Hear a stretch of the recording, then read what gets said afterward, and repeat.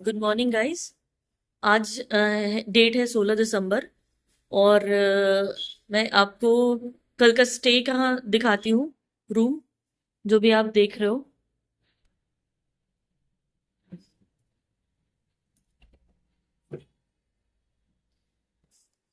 ये एक छोटा सा रूम टूर है।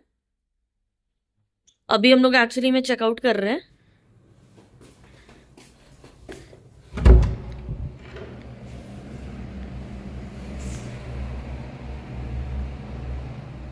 तो जैसा हमने आपको बोला था कि हम लोग आपको स्टे दिखाएंगे जहाँ हम लोग रुक रहे हैं।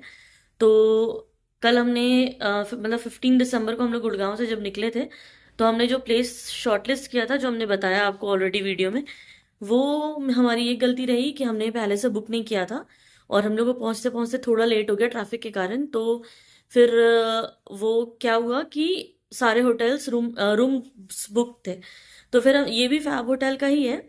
तो फिर हमने रात में फिर ये बुक किया। इसका नाम है होटल लैविश पैलेस। तो ये रूम भी ठीक है। ये अभी 15 डेज के पहले ही कंस्ट्रक्ट हुआ है, मतलब न्यूली स्टार्ट हुआ है। तो अभी स्टार्टिंग के अकॉर्डिंग तो ये ठीक है, धीरे धीरे ये लोग इम्प्रूव करेंगे। बस यहाँ एक ही डिमेरिट है कि यहाँ पे कुछ ज़्यादा कुछ प्रोवाइड नहीं करते, जैसे कि ग्लासेस, बॉयलर, ये सब नहीं रहता है नॉर्मली जो रहता है अच्छे होटल्स में। तो वो नहीं है। और टॉयलेटरीज में सोप और शैम्पू ये सब आप लोग को देंगे। बट आप लोग अपना ब्रश ये सब कैरी करके ही आइएगा। बाकी सब तो ऑल ओके। और हमारा थोड़ा सामान ज़्यादा, एक्चुअली बेबी के साथ थोड़ा हो जाता है सामान ज़्यादा। तो इसी कारण मैं आपको सारे डिटेल में फिर से बताऊंगी कि बेबी के साथ और कैसे, मतलब क्या क्या लेके चलना पड़ता है, वो मैं सब आपको बताऊंगी नेक्स्ट ट्रिप। और अभी हम लोग यहाँ से खाटू श्याम के लिए निकल रहे हैं। तो हम लोग ऑलरेडी नहा धोवा के रेडी है, और अब हम लोग बस निकलने की तैयारी कर रहे हैं। बस हम लोग चेकआउट ही कर रहे हैं। तो फिर मैं आगे आपको दिखाते रहूंगी हम लोग ऑन द वे कहाँ कैसे जा रहे हैं। फिर और ये मेरा ड्राइवर ये हम लोगों को लेके जाएगा खाटू श्याम। तो फिर मैं आपको ऑन द वे बाकी डिटेल्स बताती हूँ। तो अब हम लोग ऑलरेडी निकल चुके हैं वहां से। होटल से हम लोग चेकआउट कर दिए हैं। और अभी हम लोग सिकर की ओर जा रहे हैं। सिकर की ओर से फिर हम लोग जाएंगे वहां से खाटू श्याम मंदिर, जो कि रिंगस के पास आता है। और ये बोलो। तो चलिए, और जब हम लोग खाटू श्याम मंदिर जा ही रहे हैं तो थोड़ा उनके बारे में भी बताना बनता है हमें, क्योंकि रास्ते में कुछ वैसा दिखाने को है नहीं, और अगर कुछ दिखाने को मिलता है तो ज़रूर दिखाएंगे। मैं उसी बीच अगर उनका थोड़ा स्टोरी बता दूं तो वो ज़्यादा अच्छा लगेगा आप लोगों को भी सुनने में। अगर मान लीजिए मैं कुछ गलत बोलता हूं तो आप कमेंट सेक्शन में ज़रूर उसे करेक्ट करना। शायद जो मुझे पता है मैं वही ट्राई करूंगा आपको कन्वे करने का। तो चलिए शुरू करते हैं। तो पहला चीज़ तो कि खाटू श्याम बहुत लोगों को पता है कि वो कृष्ण के ही अवतार हैं, मगर ऐसा है नहीं। एक्चुअली ये कहानी शुरू होती है महाभारत के टाइम से। महाभारत में जो पात्र थे कृष्ण के अलावा पांडव, कौरव और एक बर्बरिक भी थे। तो मेनली खाटू श्याम जी जो हैं वो बर्बरिक हैं। तो अब उनका खाटू श्याम नाम क्यों पड़ा, मेनली श्याम नाम क्यों पड़ा, क्योंकि वो खाटू में स्थित है, इसलिए उनको हम लोग खाटू श्याम बाबा के नाम से भी बुलाते हैं। और उनका नाम हारे का सहारा भी बोलते हैं। अब वो क्यों बोलते हैं, तो बात तब की है जब महाभारत स्टार्ट हुआ था।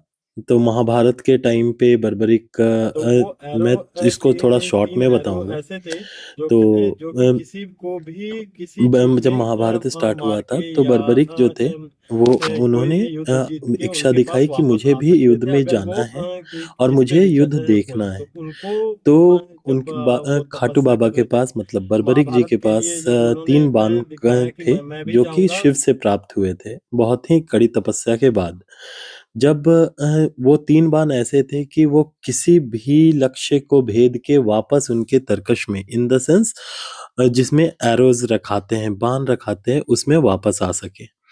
अभी क्या हुआ कि उन्होंने इच्छा दिखाई कि नहीं, मैं भी महाभारत में जाऊंगा, मैं देखूंगा महाभारत और मैं भी उसका पार्ट बनूंगा। तो उनकी माँ ने उनसे वचन लिया था कि हे पुत्र, मुझे वचन दो कि तुम उसी का साथ दोगे जो हार रहा होगा। ठीक है? तो अब उन्होंने ये वचन दे करके अपनी माँ को और युद्ध के लिए निकल लिए अपना तपस्या छोड़ के। अब जब युद्ध के लिए जाने लगे तो कृष्ण भगवान कृष्ण को पता चला कि बर्बरिक जी आ रहे हैं। तो अब उन्हें ये पता था कि बर्बरिक बहुत बलवान और बहुत ही शक्तिशाली योद्धा है। अगर वो आए और तो पूरा युद्ध पलट सकता है, क्योंकि कृष्ण जी का ये धर्म युद्ध था। तो अब कृष्ण ने क्या किया कि एक ब्राह्मण का वेश धारण करके एक पीपल के पेड़ के नीचे जाके बैठ गए उनके रास्ते में। अब जब बर्बरिक जी वहां पे से अपने घोड़े पे सवार होके पहुंचे तो वो एक मतलब ब्राह्मण को देखकर वहां जब रुके। बर्बरिक जी वहां रुके तो ब्राह्मण ने उनसे पूछा, हे पुत्र, तुम किधर जा रहे हो? तो उन्होंने बोला, अपनी इच्छा बताई कि मैं महाभारत का युद्ध छिड़ा है, मैं रणभूमि में जा रहा हूँ, वहां पे पहले युद्ध देखूंगा। फिर तो उन्होंने पूछा, तुम किसके तरफ से लड़ने जा रहे हो? वहां पे तो कौरव और पांडवों का युद्ध है। तो उन्होंने बोला, मैं पहले युद्ध देखूंगा और जो हार रहा होगा, क्योंकि मैंने अपनी माँ को वचन दिया है कि जो हार रहा होगा मैं उसको उसका साथ दूंगा। ठीक है? तो अब कृष्ण ने सोचा कि अगर कौरव हारते हैं तो ये कि बर्बरिक तो कौरवों का साथ देगा। इन दैट केस क्या उन्होंने किया कि उन्होंने बोला कि तुम्हारे तो तरकश में 3 ही बाण हैं, तो तुम कैसे युद्ध करोगे? तो उन्होंने बोला कि हे ब्राह्मण, ये कोई साधारण बाण नहीं है, मुझे शिव ने दिया है, शिव का वरदान है, आप ऐसा भी बोल सकते हो। और ये आम बाण नहीं है, ये किसी भी लक्ष्य को जिन पे मैं चलाऊंगा, ये उन्हें भेद कर ये वापस मेरे तरकश में ही आएंगे। तो ब्राह्मण ने बोला कि मुझे तो ऐसा बाण मैंने कभी सुना नहीं है, तो आप इसको मुझे दिखाओ। तो उन्होंने बोला कि मैं क्या कर सकता हूँ? तो उन्होंने बोला कि ये जो पीपल के पत्ते को देख रहे हो, इसके सारे पत्ते भेद दो। भेद दो इन द सेंस, सारे बाण बाण एक ही बाण से सारे पत्तों में छेद कर दो, और मैं देखना चाहता हूँ कि वो तरकश में आते हैं या नहीं। तो बर्बरिक ने जो कृष्ण ने कहा वही किया। उन्होंने अपने एक बाण निकाला और उसको साध करके छोड़ दिया। तो ब्राह्मण ने देखा कि सारे पत्तों को वो भेद रहा है। तो उन्होंने चालाकी से क्या एक काम किया कि अपने पैरों के नीचे एक पत्ते को दाब दिया। तो जब सारे पत्तों को पेड़ में वो बाण भेद करके उनके पैर के पास आके वो मंडराने लगा। तो बर्बरिक ने बोला कि हे ब्राह्मण देव, आप यहाँ आपके पैरों के नीचे लगता है कोई पत्ता दब चुका है, जिसे भेदने के लिए वो आपके पैरों के पास मंडरा रहा है। तो उन्होंने बोला कि मेरे जो बाण को मैंने हुक्म दिया है या ऑर्डर दिया है वो पत्ते भेदने का है, ना कि आपके पाँव को भेदने का। तो कृपा करके आप अपना पैर हटा लें। तो जब कृष्ण जी जो ब्राह्मण के वेश में थे वो अपना पैर हटाए तो उसने जो बाण था वो उस पत्ते को भी भेद करके बर्बरिक के तरकश में चला गया। तब कृष्ण को समझ आया कि अगर ये रणभूमि में जाता है तो जो भी हारने वाला होगा उसको उसके साइड से ये लड़ाई करेगा और युद्ध करेगा, और पूरे धर्म युद्ध का काया पलट हो सकता है। तो उन्होंने क्या किया कि बोला कि हे दानवीर, तुम बहुत बड़े दानी हो, तो मुझ ब्राह्मण को, मुझ निर्धन को कुछ दान में मैं तुमसे दान मांगना चाहता हूँ। तब उन्होंने पूछा कि हे ब्राह्मण देव, आप मांगो कि आपको क्या चाहिए? तो उन्होंने बोला कि हे बर्बरिक, मुझे तुम्हारा शीश चाहिए दान में। तो उन्होंने हंसते-हंसते पूछा कि ठीक है, ये मैं तो आप अपना शीश दे दूंगा, लेकिन मेरे शीश का क्या होगा, ये आप मुझे बता दो। तब उन्होंने बोला कि ये युद्ध का के लिए के लिए मैंने तुमसे मांगा है। तब उन्होंने बोला कि हे ब्राह्मण, आप तो मुझे साधारण ब्राह्मण लग नहीं रहे हो, पहले आप अपने असली रूप में आ जाओ, मैं आपको आपका मांगा हुआ दान मैं देने को तैयार हूँ। तो कृष्ण जी अपने असली रूप में आ करके जब आए तो उन्होंने देखा कि ये ब्राह्मण नहीं, ये कृष्ण है। तो उन्होंने अपना तीर चलाया और अपना सर काट करके कृष्ण को के सामने अर्पण कर दिया। जब उन्होंने दान में अपना शीश दिया तो मेनली श्याम बाबा ने मांगा था कृष्ण से कि हे कृष्ण, मुझे ये युद्ध देखना है। तो कृष्ण ने उस सर को अमृत पिला करके एक ऊंची पहाड़ी पे रख दिया, जहाँ पे अभी हमें खाटू बाबा को पूजते हैं, और उन्हें आशीर्वाद दिया कि तुम्हें कलयुग तक तुम्हारी पूजा की जाएगी और तुम मेरे नाम से प्रसिद्ध होगे, जो कि है श्याम, और तुम्हें हारे का सहारा बुलाया जाएगा, क्योंकि और इसीलिए तब से आज तक खाटू बाबा को हम हारे का सहारा बोलते हैं और खाटू श्याम के नाम से जानते हैं। तो अभी आप लोगों ने जो स्टोरी सुना खाटू श्याम जी का, इसलिए उन्हें बोला जाता है हारे का सहारा, जैसा कि इसने ऑलरेडी बताया आपको। तो आप लोग सब कमेंट सेक्शन में जरूर बताइएगा कि आप लोगों को ये स्टोरी कैसा लगा, और किन किन लोगों को ये स्टोरी पहले से पता थी। और अगर आप लोगों को इस स्टोरी में कुछ गलत भी लगे तो मतलब हमें जितनी नॉलेज थी उतनी हमने शेयर की, लेकिन अगर कुछ गलत होगा तो आप लोग जरूर बताइएगा कि एक्चुअल में क्या है। और अभी हम लोग जब खाटू श्याम टेम्पल जो जा रहे हैं, तो उसका पर्टिकुलर टाइम होता है सुबह 4:30 या 4 बजे से मंदिर ओपन होता है और 12:30 बजे क्लोज हो जाता है। उसके बाद फिर 4:30 बजे शाम में वो ओपन होता है और रात में 10 बजे तक आप कभी भी विजिट कर सकते हो। तो ये हम लोगों का भी पहला ही ट्रिप है वहां खाटू श्याम जी के पास। और वो कहा जाता है ना कि जब बुलावा आता है तभी आप जा सकते हो। तो हमने प्लान तो पहले ही किया था, बट हो ही नहीं पा रहा था। तो आज हम लोग फाइनली जा पा रहे हैं। और अभी यहाँ से हम लोगों को, आप देख रहे हो, 1 घंटे जर्नी दिखा रहा है। तो हम लोग पहुंचते हैं फिर बताते हैं आपको, या फिर ऑन द वे अगर वैसा कुछ दिखा तो जरूर बताएंगे। बने रहिए हमारे साथ।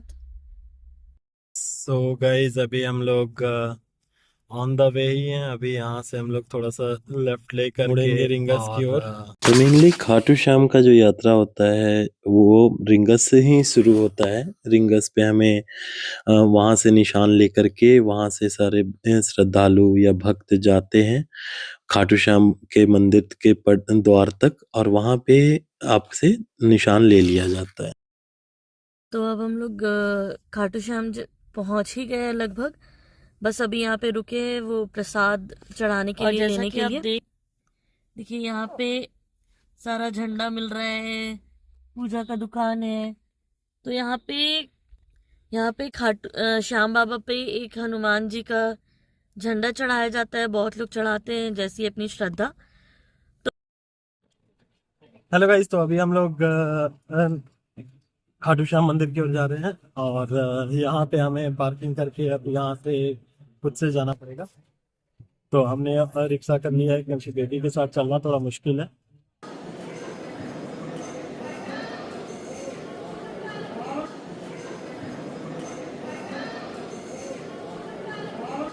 तो हम लोग दर्शन करके वापस आ चुके हैं और हम लोग ये यहाँ पे तोरण द्वार पार्किंग में हमने पार्क किया था अपनी कार को।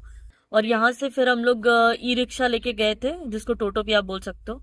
तो उसने 100 रुपीज चार्ज किया, मतलब 100 रुपीज ही यहाँ का चार्ज है एक्चुअली। तो फिर यहाँ से हम लोग गए, वो डायरेक्टली हम लोगों को वहाँ पे द्वार के पास ले गया। वहाँ पर हमने छोटा मोटा प्रसाद खरीदा और उसके बाद फिर मतलब द्वार पे ही क्या होता है कि आपने जो झंडा खरीदा था, जिसको हम लोग निशान बोलते हैं, तो वो वहां पे ले लेगा द्वार पे ही। और उसके बाद फिर आप अंदर जा सकते हो। तो वहां से खाटू श्याम बाबा का सबसे प्यारा होता है गुलाब। तो वो जहां से भी आप खरीदोगे तो इत्र भी देंगे वो लोग। तो वो इत्र आप झंडे में भी लगा सकते हो, जिसको निशान बोलते हैं। निशान में भी इत्र लगाना होता है और फिर गुलाब पे भी इत्र लगाना होता है। तो फिर आप गुलाब ले सकते हो, गुलाब चढ़ा सकते हो। लेकिन हाँ, ये भी है कि आप फेंक के मत चढ़ाइएगा, क्योंकि वो पाप के भागी क्यों बनना। तो वहां पे आपका आप जब लाइन में रहते हो तो वहां पे सारा बॉक्स टाइप का बना रहता है। आप उसमें रोज डाल सकते हो, उसमें प्रसाद डाल सकते हो। वो बाबा पे चढ़ा दिया जाता है बाद में। तो हम लोग को ज्यादा टाइम नहीं लगा हम लोगों को दर्शन करने में। बस जो भी लाइन था उसी में I think half an hour के अंदर हम लोग निकल गए वहां से। और लोग बोलेंगे आपको वीआईपी एंट्री के लिए, तो वीआईपी एंट्री का चार्ज 500 बोलेंगे वो लोग, बट हमने वीआईपी एंट्री नहीं लिया, फिर भी दर्शन हो गए। वीआईपी एंट्री लेने से वैसे कोई फायदा है नहीं, क्योंकि बस वो लोग क्या करेंगे, आपको आगे वाली लाइन में खड़े कर देंगे, तो वहां से भी आप दर्शन उतने ही अच्छे से कर पाओगे जितने आप सेकेंड लाइन थर्ड लाइन में करोगे। तो वो चीज बहुत जरूरी नहीं है। अगर आपको कोई वैसा इन केस आपको करने का मन है तो आप ले सकते हो, वरना बस थोड़ा ही डिफरेंस पड़ता है 5-10 मिनट का वैसा। तो कोई उसमें एकदम ये नहीं है कि वीआईपी एंट्री लेंगे तभी हमारा 10 मिनट में दर्शन हो जाएगा, ऐसा कुछ भी नहीं है। फिर हम लोग वहां से दर्शन करके निकले। हमारे बेबी को मतलब वहां से एक माला भी मिला, गुलाब का माला। तो फिर मैं फोटोज शेयर करूंगी अगर होगा तो। उसके बाद फिर अभी हम लोग वापस पार्किंग आए, वापस भी हम लोग ई रिक्शा से ही आए वहां पे। उसने भी 100 रुपीज लिया, तो चार्ज वही होगा यहाँ का। और फिर हमने कुछ कुछ सोवेनियर शॉपिंग किया, कुछ फोटो तो फ्रेम्स लिए जैसा वहां वर्षा से। ने बताया था कि हम लोग एक नया डेस्टिनेशन के लिए जा रहे हैं, तो देखिए आप बस रास्ते का मजा लीजिए, क्योंकि ये रास्ता बहुत ही अच्छा है। मतलब स्टेट हाईवे है, बट वही है, दोनों साइड में खेत, हरे हरे छोटे छोटे पौधे। और इधर देखिए बबूल का झाड़ है इधर हमारा। एंड आज का वेदर भी बहुत अच्छा है, 23 डिग्री सेल्सियस है अभी। 1:13 हुआ है अभी। सो देखते हैं अभी हम लोग कहाँ तक काज करते हैं। टारगेट तो हमारा उदयपुर का है, बट उससे पहले हमें 2 डेस्टिनेशन कवर करनी है। साथ में ऑफिस करते करते अगर ट्रैवल कर रहे हैं तो वो बहुत मुश्किल भी होता है। But since it's a holiday season in US, so मैं यूएस क्लाइंट के लिए काम काम कर रहा हूँ अभी, तो अ, थोड़ा मैनेजेबल वर्क है। मैं रात में ऑफिस कर लूँगा, एंड अभी थोड़ा ड्राइव कर ले रहा हूँ।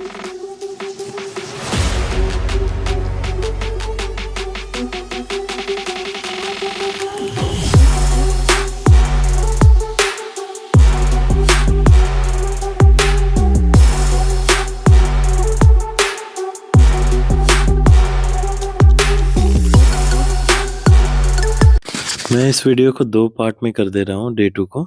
तो इस वीडियो के लिए यहाँ तक ही अभी। तो मिलते हैं इस वीडियो के नेक्स्ट पार्ट में, तब तक के लिए थैंक्स फॉर वॉचिंग।